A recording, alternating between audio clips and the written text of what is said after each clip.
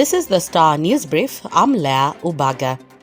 Kenyans are likely to vote for 94 senators in the 2022 general election to cure the difficult problem of attaining two-thirds gender rule. Should the proposal by the Building Bridges Initiative pass, the Senate will comprise one man and one woman voted counties, creating an additional 47 members. Chief Justice David Maraga has advised President Uhuru Kenyatta to dissolve Parliament for failing to implement the two-thirds gender law. The matter is pending in court. Insiders say that the proposed Senate composition is geared towards solving the gender equation as it affects the entire Parliament, not just the National Assembly. Get a copy of The Star by subscribing to our e-paper for only 10 shillings by dialing *550*3#.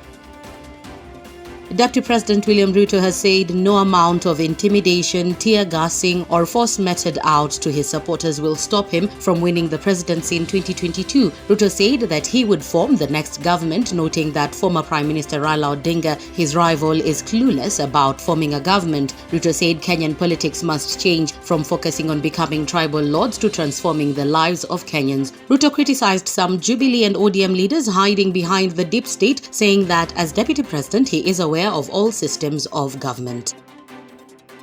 Another group of Kikuyu elders have distanced themselves from a group led by Wachira Kiago that visited ODM leader Raila Odinga at his Bondo home on October 10th. The elders, who called themselves Kiama Kiama, said they were not a part of the function at Raila's home. The trip caused a sharp division within the Mount Kenya region, with residents saying there was a difference between Kikuyu elders and the Kikuyu Council of Elders. A group of elders led by Samuel Maigua has distanced themselves from the Wachira group. Maigua was recognized as the bona fide Kikuyu Council of Elders chairman during a funeral for two youths killed during political chaos in Kenol, Murang'a County on October 11th. Former Lari MP Mburu Kahangara, who is also an elder, said the Kikuyu Council of Elders was not supposed to represent the community in leadership matters.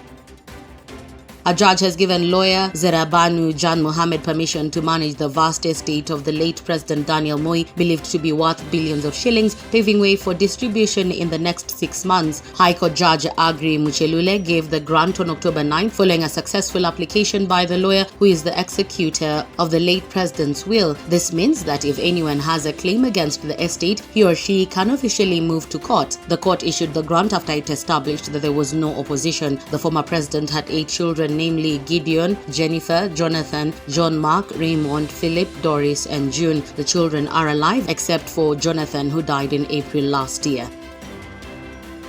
Get a copy of The Star by subscribing to our e-paper for only 10 shillings by dialing *550*3#.